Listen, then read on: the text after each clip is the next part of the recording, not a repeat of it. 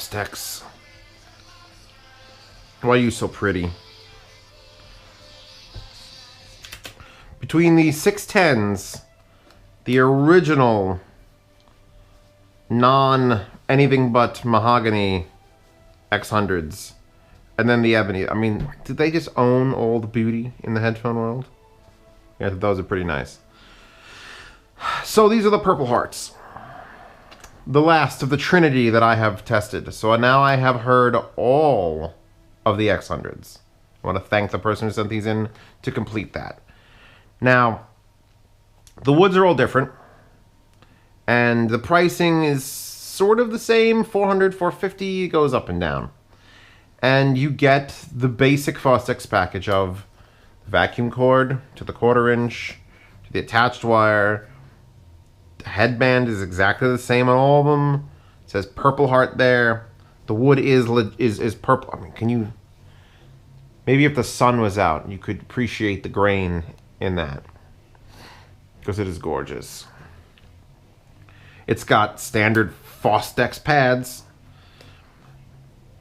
But does it have standard Fostex sound? You see, I remember when I got the mahoganies, the first ones, that I was just shit my pants excited on how they sounded.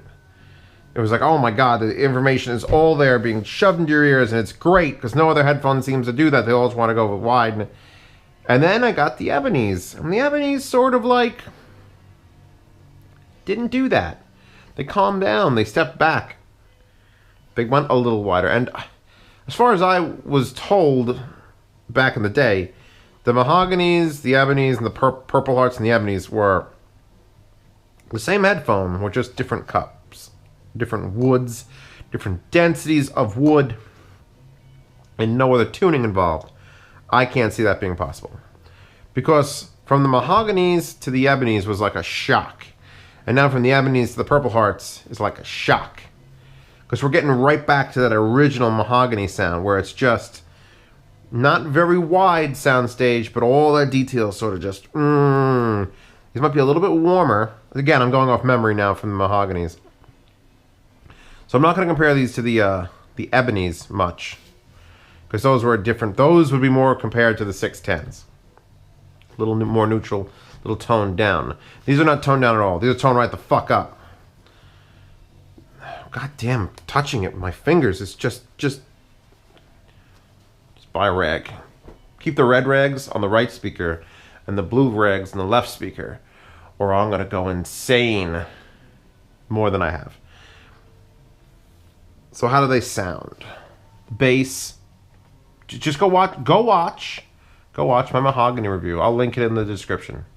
Future Zeos, make sure that's there. Because it was a while ago. A while. And everything I loved about those, I love about these. Only there's I think there, and again, this is going from memory, I think these have a little bit more warmth. Overall. An overall sound of warmth. That is a terrible recorded song. Oh. Masanori Takumi Kekesu no Kodo, from the Claymore soundtrack. Track 9 from the Claymore TV. Oh. The drums are just... My head is just being massaged. And then vocals come in and they're right in the middle of my head. Very strong center image. Not hearing much going out past, though. Again, it's a focus. It's a ball of information happening inside your brain.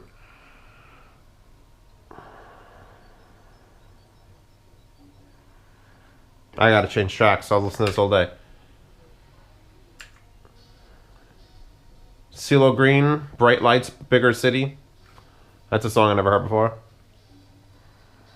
Got a lot of good imaging going on here. I'm sure you could hear it. This is going to get me pulled immediately.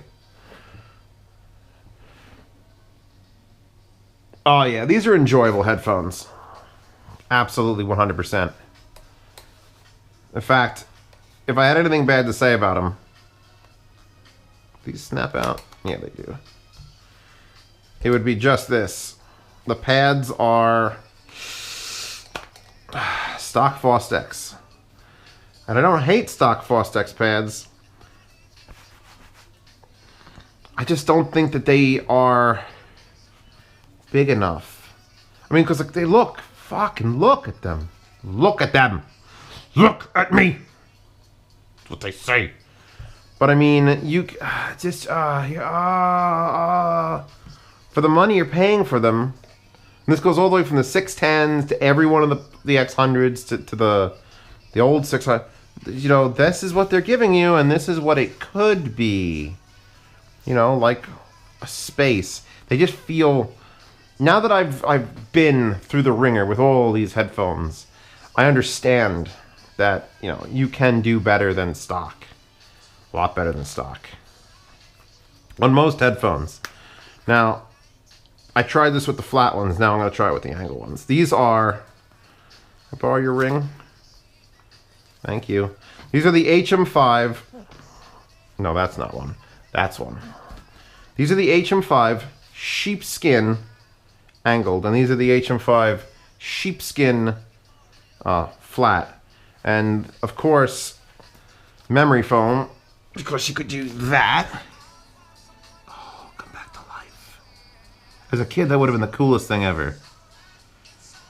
Wait for it. Shh. Oh, I love them. Okay, so let's put the... I'll continue to talk about them. Yeah. And while we put one of these pad sets on there. I mean, they're just exceptional to build. You can't... Can you get better sound? Are they better than the 610s is what you're going to ask. They're a completely different sound signature than the 610s. 610s were very, very neutral sounding. Like, not like they weren't trying to have any fun, but like they were more for the analytical adult. And these are more for those raging college student. See how easy that was? Sort of. I don't want to also say that... I mean, look at where I got them hooked up to the Airists. They don't need to be there. They could be easily hooked up to the other one, which is not as powerful. But will... I'm drunk. Definitely push it just as... I wish to God, damn it, fucking shit, make the goddamn cable detachable. Because even though these are semi-open, they're still closed enough that you could take them outdoors. And they're robust enough that you could take them outdoors. And as soon as I do this, they'll be comfortable enough that you could take them outdoors. Because what I'm doing now, this is not for just new customers of the Mass Drop X100s. This is for the people who are watching who already have Purplehearts. Because I'm about to go over the sound differences from a pad change. So there, now we've got left, right indicators. No accessories in the box, by the way, like zero. What we're going to do is we're going to turn it there and then rotate. Oh, that memory foam. By the way, these are not cheap. The angle ones are like 50 bucks. Flat ones are like 40, or these 45. I don't know. They're not cheap, but they are legit sheepskin, and I did a crap job putting that on there.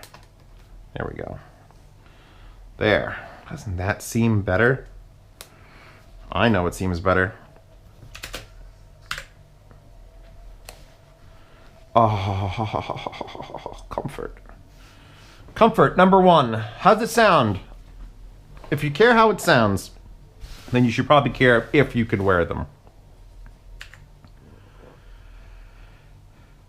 I'm trying to hear if there's a soundstage increase, because again, I had the flat ones on before, and these are the first. This is my first listen with the ankles.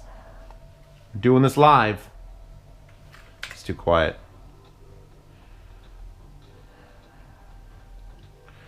Cake, sheep go to heaven. I gotta say it, or you're gonna ask. Oh yeah. A little more width. Definitely a little bit more width, because the cups are physically further away from your head. Skip ahead. Not the cleanest vocals in that song, so I don't want to really judge too much on it. These are also semi-open. They're all semi-open, as far as I know. You're just glad I get to look at my monitor through this entire part of the review. I know. Oh, the sharp highs there. That was Stone Temple Pilots. Jimmy was a stimulator. It starts out with a real loud crashing set of highs.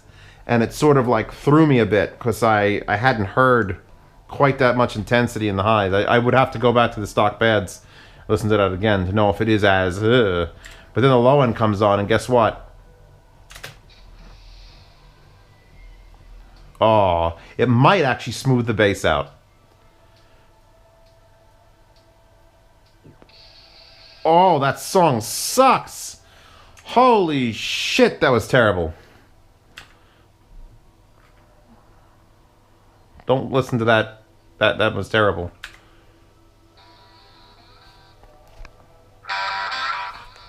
Now we're listening.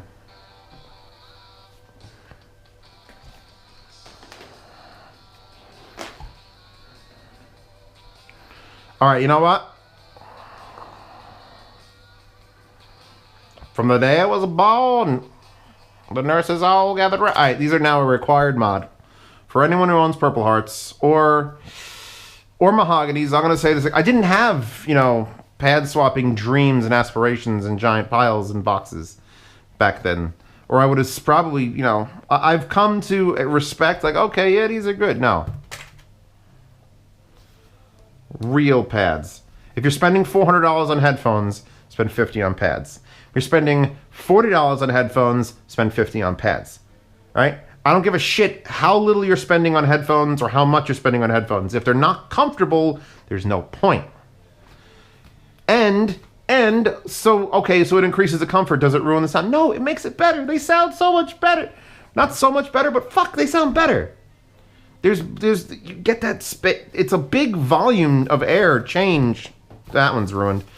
Look how much deeper and wider and bigger that is. And I don't know why Fostex insists upon these pads. Every revision of every headphone except for the TH-900s. And I wonder if you put these on TH-900s, if I would love them less. Because they had those massive round holed pads. And this brings you closer to a higher end set of Fostex than buying a higher end set of Fostex with those pads on it. So feel free to experiment. I mean, I have a Patreon that pays for like all of my pad fetish things. But if you can only afford to buy one set of pads this year, either get a set of ZMFs, probably the lambskin will be the most middle ground, or just the HM5 fucking sheepskin. But I don't want to spend that much on pads. It's the only thing that touches your head. For hours. We're talking hours here. I don't need an office chair. I'll just sit in this cardboard crate. No. Spend some money on it. You're going to be in the chair for 8 hours a day. You're going to be in your bed for 8 hours a day. You're going to wear your headphones for 8 hours a day. They better be good and comfortable. Oh, original bedroom rockers. Kruder and Dorfmeister from the Hackers soundtrack. That low end just... Because it almost makes the bass a little bit... I want to say slower, a little less attacky. Like with this, the bass is like boom. It's got nowhere to reverb. But here now, it's got a little more room to breathe. And you're either gonna like that or you're not gonna like that. And I don't know. But I think I'd keep these on. Just they're so much more comfortable.